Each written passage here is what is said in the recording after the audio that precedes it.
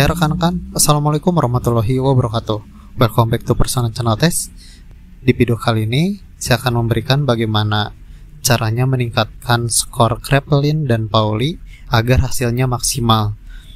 Dan metode ini itu bukan trik atau cheat, tapi ini metode lebih ke meningkatkan kemampuan rekan-rekan dalam pengerjaan tes Kraepelin ini.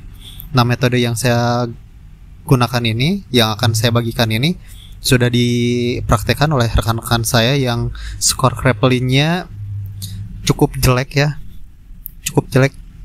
Dan setelah mereka konsisten dengan metode yang saya berikan ini, hasilnya naik signifikan. Nah, bagaimana atau apa saja metodenya, kita akan bahas di video kali ini. Tapi sebelumnya, jangan lupa like, comment, share, dan subscribe channel ini agar rekan-rekan yang sering gagal tes kerja bisa terbantu dengan adanya channel ini. Oke, langsung saja kita mulai.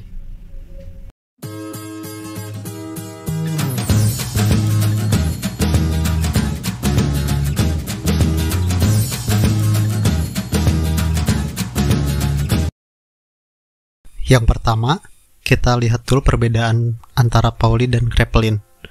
Jadi Kraepelin ini tujuannya itu untuk menyelidiki ketekunan, ketelitian, dan daya tahan kerja dalam tekanan. Ini adalah fungsi Kraepelin. Kalau Pauli mengungkap berbagai aspek sikap kerja seperti prestasi, produktivitas kerja, ketelitian, kontrol diri atau introspeksi diri, fluktuasi kerja atau stabilitas emosi, pengarahan energi, kesiapan kerja atau inisiatif, penyesuaian kerja, dan perencanaan kerja. Jadi untuk yang Pauli, analisisnya lebih detail lagi ya. Kemudian untuk pengerjaan tesnya, kalau Kraepelin itu dari bawah ke atas, Pauli dari atas ke bawah. Nanti kita akan contohkan. Kemudian alat tes itu menggunakan kertas A3 atau A2 untuk Kraepelin dan hanya mengerjakan halaman depan saja. Kalau misalkan Pauli itu di lembar A2. Bisa juga di A3 untuk latihan dan mengerjakan pengerjaannya halaman depan dan halaman belakang. Ini adalah perbedaan dasar antara Pauli dan Kraepelin. Nah, kita contohkan untuk cara pengerjaannya, perbedaan antara Pauli dan Kraepelin. Kalau misalkan Kraepelin itu dari bawah ke atas. Misal di sini 5 ditambah 2 7, 9 ditambah 1 itu 9 ditambah 2 itu 1 karena 11 kan. Kemudian 6 ditambah 9 itu 5, 6 ditambah 1 7, 1 ditambah 5 6. Kemudian ada instruksi pindah, rekan-rekan pindah ke garis berikutnya dari bawah. 9 tambah 1 tambah 9 0, karena 10, 9 tambah 1 0, 1 ditambah 8 1 tambah 7 itu 8. Kemudian ada instruksi pindah lagi, pindah ke sebelah sini. Dan jangan lewat dari garis ini. Misalkan disuruh pindah, harusnya mengerjakan di sini, malah mengerjakan di sini. Ini langsung gagal. Ini adalah pengerjaan Kraepelin. Ini dari bawah ke atas dengan instruksi pindah. Oke, paham ya? Kita lanjut ke Pauli, pengerjaan Pauli. Untuk pengerjaan Pauli itu dari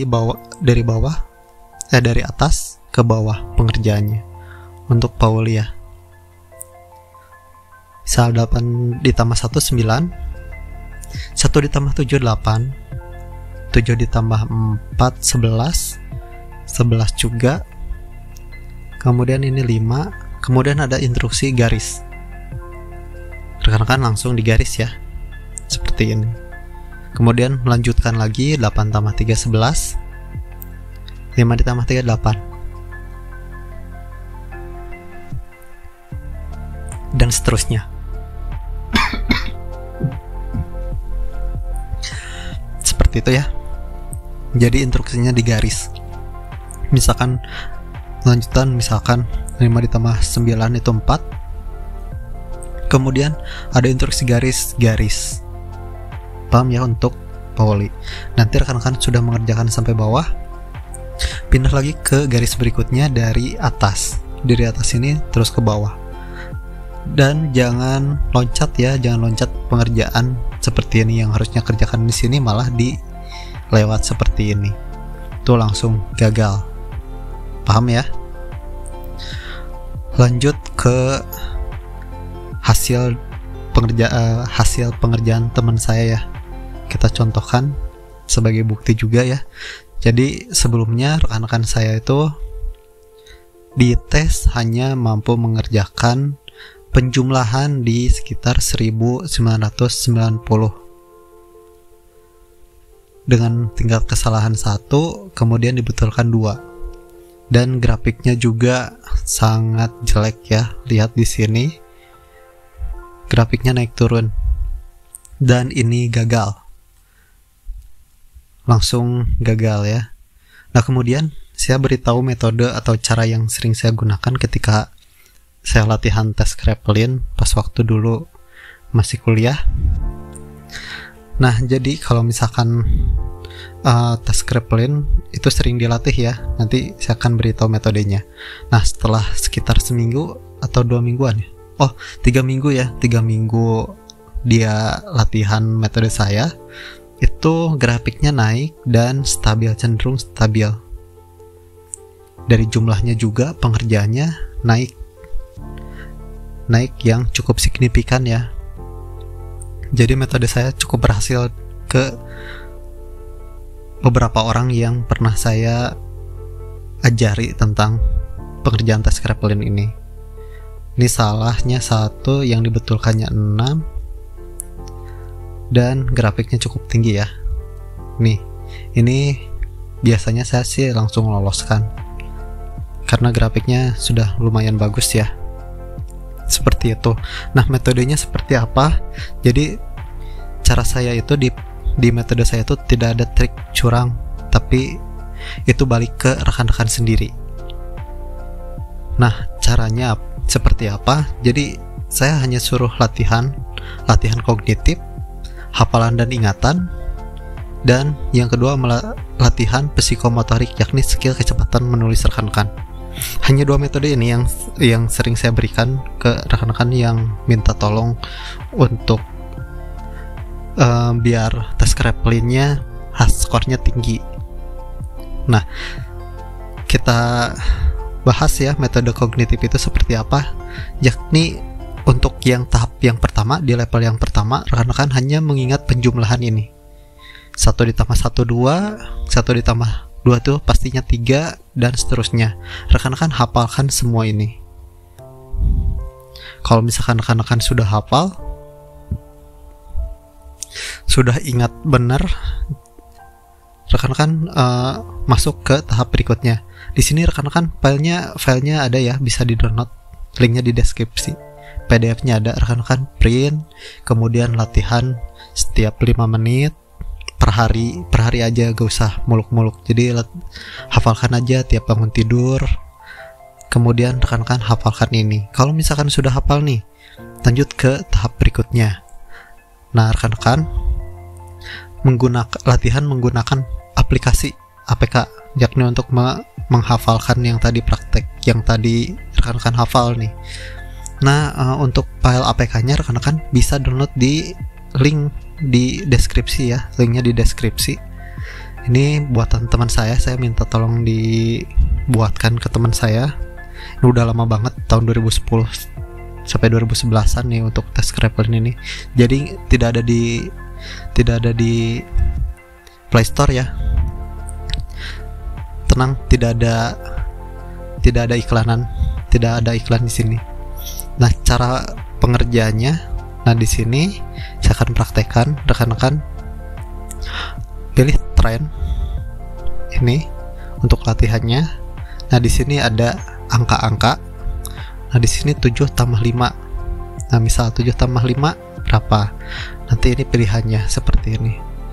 Lama-lama rekan-rekan akan terbiasa dengan ini. Kalau misalkan rekan sudah mencapai peningkatan yang signifikan dari tes ini, nah rekan-rekan masuk ke tahap berikutnya, yakni latihan psikomotorik, yakni rekan-rekan menulis ya, rekan-rekan tulis si apa namanya, atau di print ya, rekan-rekan bikin dari kertas A4, tulis angka-angka, kemudian rekan-rekan jumlahkan, bikin aja kayak Kraplin, banyak kok di internet ya. Jadi kalau misalkan metode saya ini semuanya tidak ada yang instan ya, kemudian dibutuhkan konsistensi dan keseriusan dalam belajar. Jadi rekan-rekan pelajari ini terus-terusan setiap hari sampai rekan-rekan mencapai puncaknya. Nah, luangkan waktu dalam 5 menit dalam satu hari untuk latihan penjumlahan di FS Kraplin. Jadi rekan-rekan latihan di yang tadi. Kemudian latihan membuat soal Kraplin, ditulis atau di print, bisa ditulis atau di print. Untuk apa? Untuk agar melatih kecepatan menulis tangan rekan-rekan. Kemudian evaluasi lagi hasil belajar rekan-rekan dan terus latihan. Dan untuk tes ini rekan-rekan akan langsung, tidak perlu trik-trik, itu akan langsung meningkat grafik rekan-rekan tanpa harus ada ini loh, harus seperti ini loh, tidak seperti itu. Nanti juga akan meningkat grafik rekan-rekan. Nah, begitu sih untuk tes Kraplin ini, tips pengerjaan tes Kraplin dan Pauli dari saya sih. Ingat, terus latihan saja, konsistensi, nanti juga grafik akan naik secara sendiri, seperti itu. Oke, sekian dari saya. Wassalamualaikum warahmatullahi wabarakatuh. Sampai ketemu di video selanjutnya.